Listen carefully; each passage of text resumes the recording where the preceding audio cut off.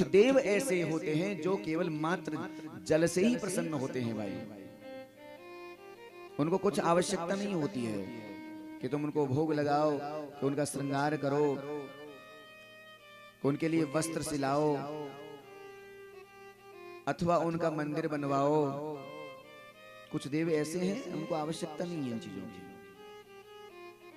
वो केवल जल से प्रसन्न होने वाले हैं।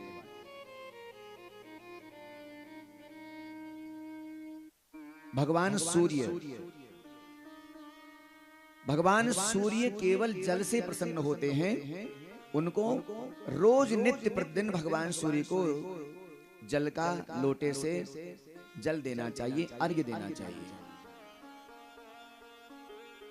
और प्रयास करना चाहिए कि ताम्र पात्र से यानी तांबे के लोटे से और उस लोटे में भी कुछ कुमकुम यानी रक्त लाल, वो लाल कुमकुम मिला करके कुछ लाल पुष्प डाल करके और उस जल को भगवान सूर्य नारायण के उदय के समय पर,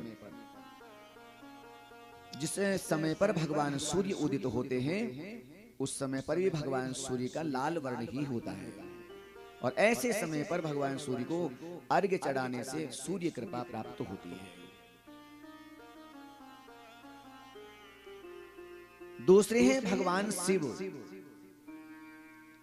शिव को भी कोई आवश्यकता नहीं कि उनको चंदन लगाओ, तिलक लगाओ, कि वस्त्र पहनाओ, कि उनको और कुछ करें, भोग लगाओ, मत लगाओ। बने तो करो और नहीं बन सके तो कोई बात नहीं है। भगवान शिव की प्रसन्नता केवल मात्र एक लोटा जल से है।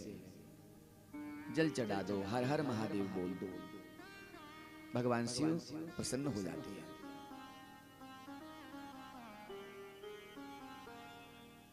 विष्णु स्वरूप पीपल का वृक्ष केवल जल का लोटा चढ़ाने से प्रसन्न होते हैं नारायण भगवान। और चौथे हैं श्री तुलसी माता। तुलसी माता का हम श्रृंगार करें कि न करें, जानते हैं कि नहीं जानते हैं, कर सकते हैं कि नहीं कर सकते हैं, कोई बात की चिंता नहीं है। पर तुलसी मैया को रोज नित्य प्रतिदिन जल चढ़ा देवे, तुलसी माता प्रसन्न होती है। उनकी कृपा के बिना घर का अभ्युदय नहीं होता है। और पांचवें देव है हमारे पितर, हमारे पूर्वज जो हमें छोड़ के चले गए हैं।